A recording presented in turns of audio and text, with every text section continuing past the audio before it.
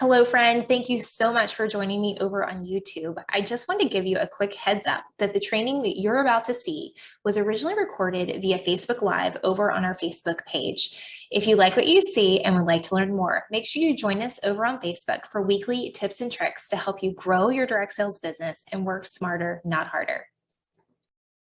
Okay, so let's dig into this, friends. You're probably wondering, like, why in the world are we talking about 2023, Mary? We still have like a month left, even before all the shipping deadlines and everything else.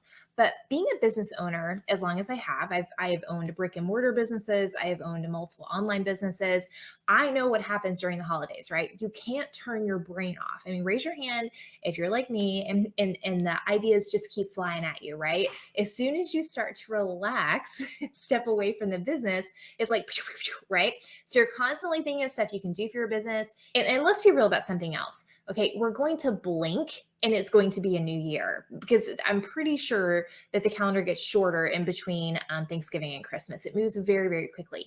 So why not have a plan and think through what needs to happen right now in some of the holiday downtime when your brain is unplugging, where you can be prepped and ready for 2023? Because there's a lot that you can think about, you can kind of process as your brain is kind of starting to unplug. Okay.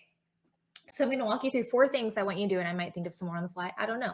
But I'm going to walk you through 4 things to think about right now, things that you should be working on right now to make sure that you start off 2023 strong, that you are ready for 2023 as it approaches. So first one is, this is probably going to be a little obvious, but I really want you to think about this. Book parties into the future. And what do I mean by that? Sometimes we get so caught up, and especially I know as we get to the end of the year, we've got, incentive trips you're trying to wrap up, you've got annual goals that you're trying to wrap up. You get so caught up in the here and now that when someone's like, I don't want to book a party right now, you're like, next. Okay, let me move on to the next thing, right? Why not just take a second longer and go ahead and try to book them in January or February or even March? It doesn't matter.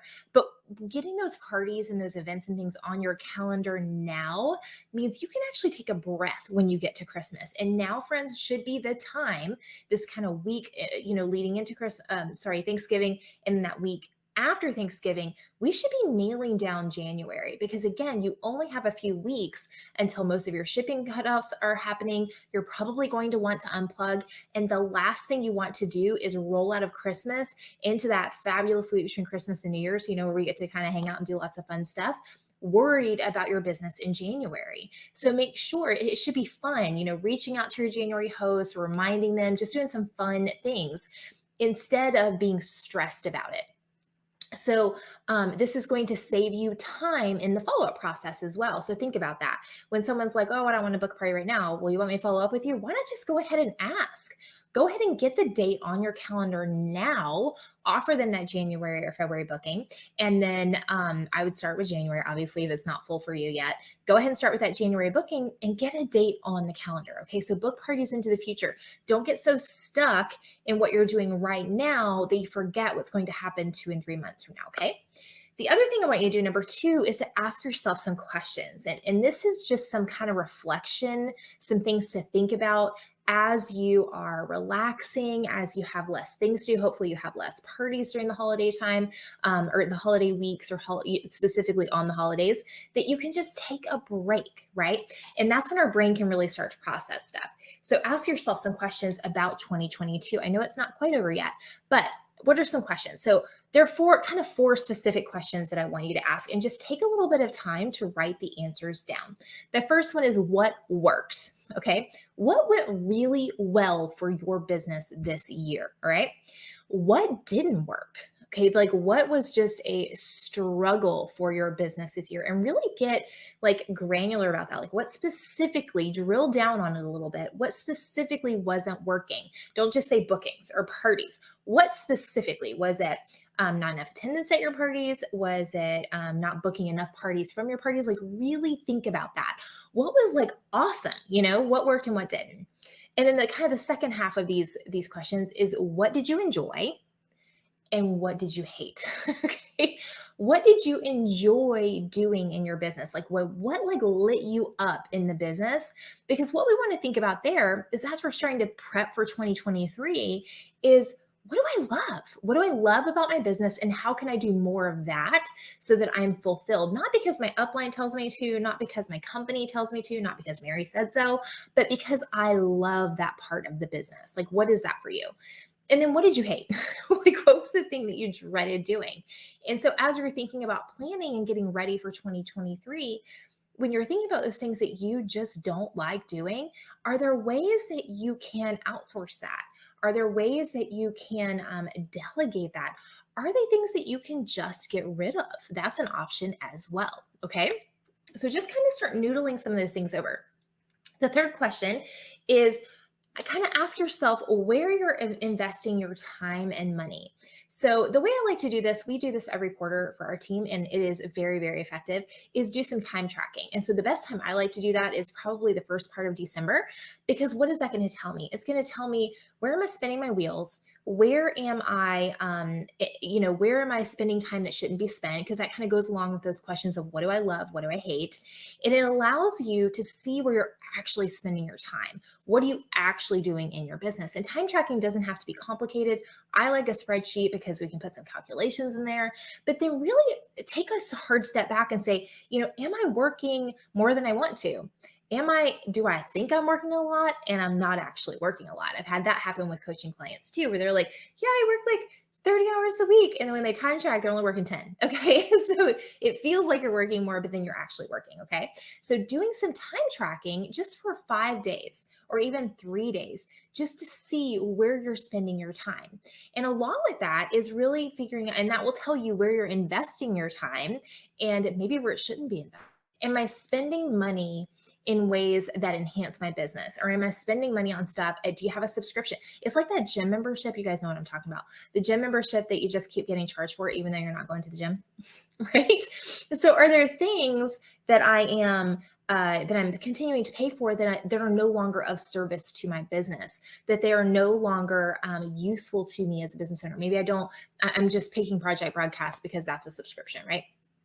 So maybe you've subscribed to Project Broadcast, but you're like, I figured out I don't like to text. Like I'm doing email now. Okay, great. Then you probably need to cancel Project Broadcast, right? So just do a budget evaluation and make sure that you're investing your time and money in the right places.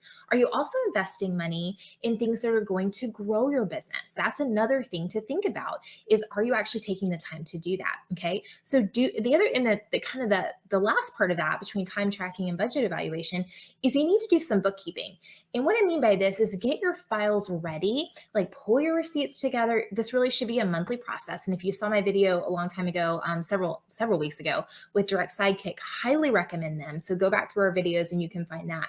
But get your files ready, your bookkeeping ready, so you aren't wasting time in 2023 trying to wrap up 2022. It should be very quick that first or second week of January to pull all your expenses from your bank, pull all your receipts together and take your taxes in to get done.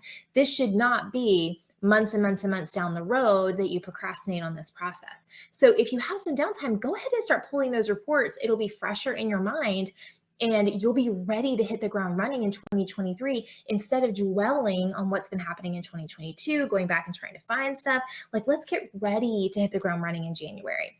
And then the last thing is to do some cleanups. That's number 4, do some cleanup. So as you've got this downtime, maybe you're taking time off, after your shipping cutoff, which I always love to do, right? I've said that before. I always took time. My first part of December was super heavy, and then I would take some time off.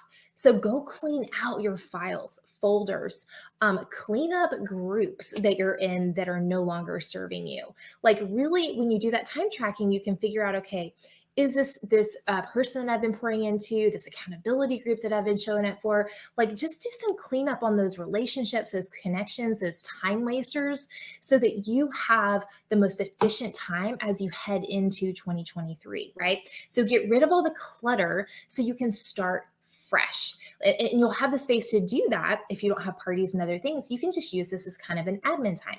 Like, let me clean up my stuff. Let me organize my stuff. Let me set up some naming rules, things like that. Because the bottom line, guys, is I want you to be ready to hit the ground running in January. I want you to do a few things now as you have maybe some pockets of time. Everybody's napping from eating too much turkey and you're like, I want to be productive. Okay, go clean up some stuff. go do some stuff, right? And just be ready to make it happen in 2023. Okay. So let's review really quick. 4 tips. Book parties into the future. That's number 1. Ask yourself some questions. So it was what worked, what didn't, what did you enjoy, what did you hate? Okay. It really takes some time to sit with those questions for a little bit. Evaluate where you're investing your time and money. Are they good investments of your time? Are they good investments of your money? If not, get rid of them now. And then you have so much more free time and so much more free money as you walk into 2023. And then do some cleanup, like get rid of the clutter. This is one thing I love to do at my house, is to get rid of clutter. So this is something that you can do in that downtime. So guys, I hope that was super helpful. And it's, again, I just want you, as you have this downtime over the Thanksgiving holiday, and then as you move into the Christmas and New Year's holidays, when you have that break, that slower period in your business, I want you to be ready to hit the ground running in 2023. Don't wait. This dreaded J month, we're done with that nonsense. We're going to do some things now so that we're strategically aligned with 2023 and making some stuff happen. So I hope you guys have a fabulous Thanksgiving. You're here with me in the US and you're celebrating Thanksgiving this week. I know we're going to be having some fun. So have a great week, guys, and I will see you next week.